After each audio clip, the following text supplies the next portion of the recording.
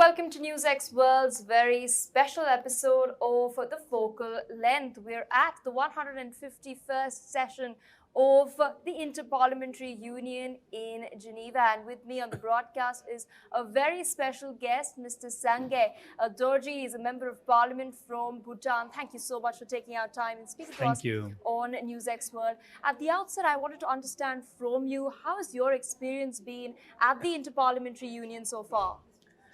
Thank you, Ms. Pia. It's a pleasure meeting with you and your media. I think before I answer your question, let me introduce myself once again. I am Sangay Dorji, currently serving as a chairperson of the National Council of Bhutan, and right now leading the delegations from the Parliament of Bhutan.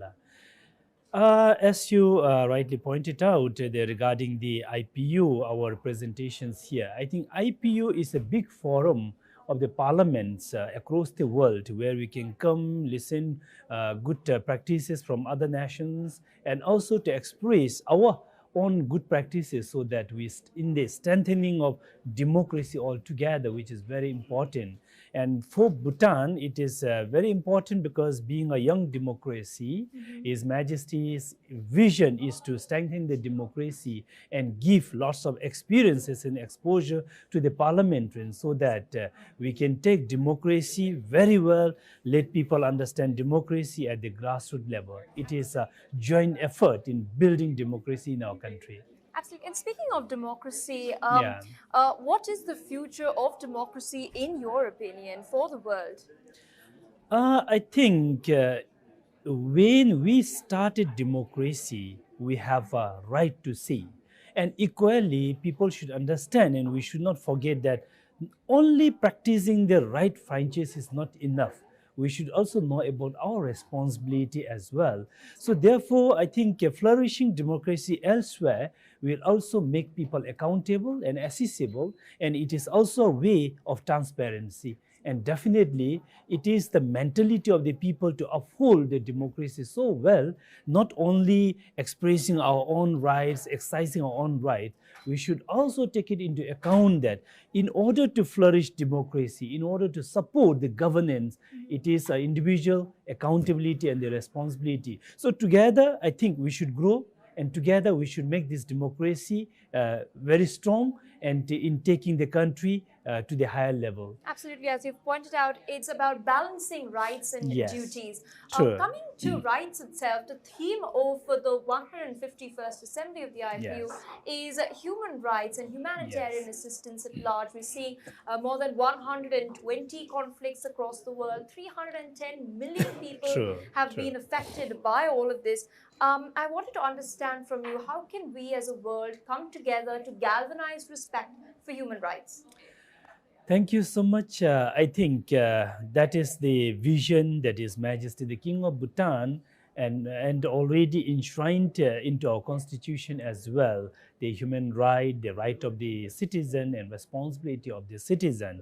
And I think correctly pointed out and given the opportunity here in the General Assembly, the theme of the general debate for this 151st IPU, as you have all rightly mentioned, upholding humanitarian norms and humanitarian support for the human crisis.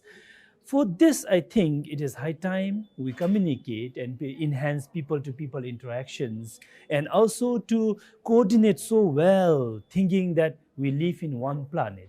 So if we live in one planet, there is no point that we separate ourselves, saying that that is one country, this is another country. I think at the end of the day, what we want is harmony, peace, and development.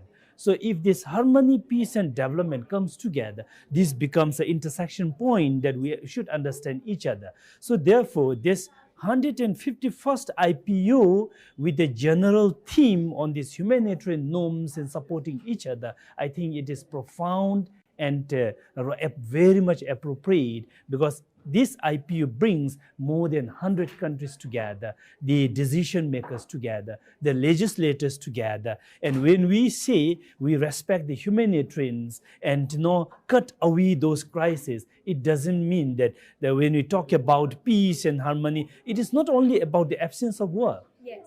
There are so many other things that you need to take care, and this is the very appropriate forum where we can exchange, listen, and get back to our own country, so that this peace and harmony should flourish, and it has to be felt by the people individually. Absolutely. Thank you. As you've mentioned, you're addressing issues here, problems beyond borders, not just of today, but of the True, future true. as well. Now we know that technology has permeated Yes. every aspect of our lives. A lot of us are using artificial intelligence, True. right from young children to the elderly, whether it's complicated deep research or whether maintaining your grocery list as well. I wanted to understand from you as a legislator, what sort of problems do you foresee, because AI is a double-edged sword.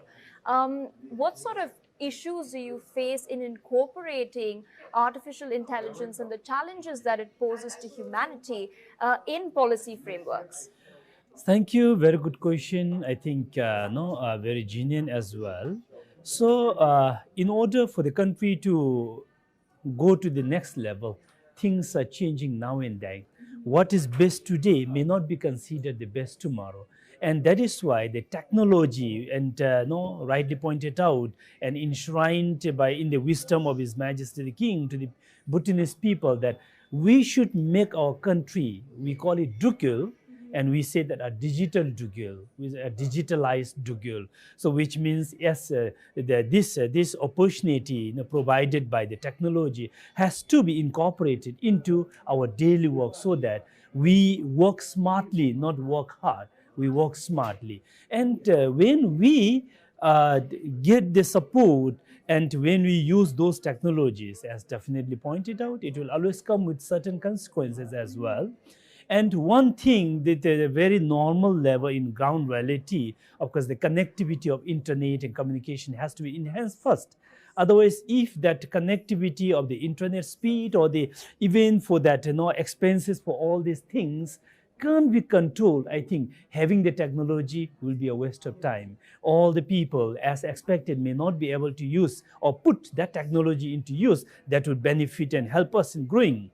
Another thing, again, with all that AI coming in, much 100 times better than what you and my brain processes, there are also chances that if we don't cope up with that technology, there are chances we may lose our job as well. We may lose our job as well.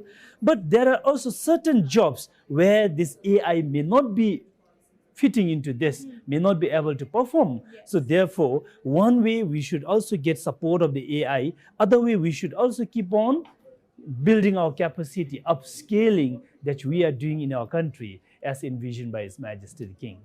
My last question to you, how do you look at India-Bhutan ties in particular? We enjoy a very warm equation as people as well, not just government-to-government ties. And where do you see this headed next? I think we don't qualify to define our bilateral relationships, yet it is beyond our imaginations. The bilateral relationship between Bhutan and India has already started from our ancestors and continuing, and something it can't be compared with any other nations. So that is the level. We should not, and we can't compare the bilateral relationship between these two nations with any of the nations that we have in. And similarly, I think India will also feel the same. And we feel that this bilateral relationship between Bhutan and India is so strong that it will continue for all times to come. There is no doubt at all, because we are growing together, we are supporting each other, and we respect each other. And that mutual respected relationship will last forever.